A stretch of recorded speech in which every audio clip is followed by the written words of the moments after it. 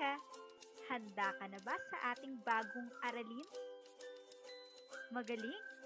Ang ating pag-aaralan ay paglikha ng larawan gamit ang cross-hatching at contour shading.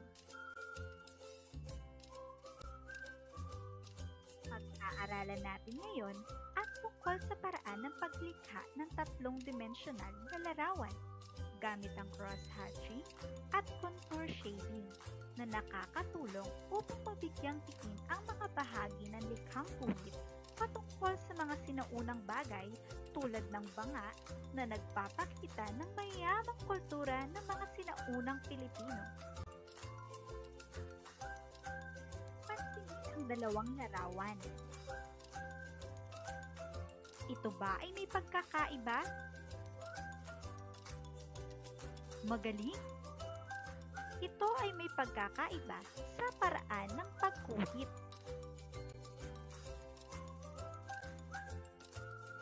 Ang cross-hatching ay isang paraan ng shading kung saan paulit-ulit ang pagguhit ng pinag-cross na linya.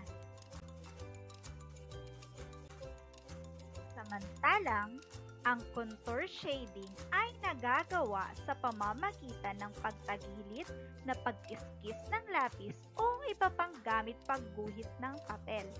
Ginagamit ito sa gilid ng ginuguhit upang maipakita ang hugis nito. Halina't magkaroon tayo ng gawain sa pagkatuto bilang 3. Masdang mabuti ang mga larawan at tukuyin kung anong uri ng pamamaraan ng pagguhit ng tatlong-dimensional sa larawang ipinapakita. Isulat ang contour kung ito ay contour shading at letrang X kung ito naman ay cross-hatching.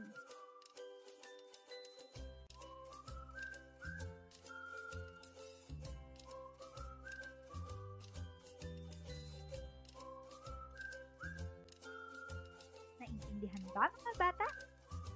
Magaling! Binabati ko kayo sa inyong ipinamalas na husay at galing sa pagsagot sa ating aralin. Hanggang sa muli, magandang araw!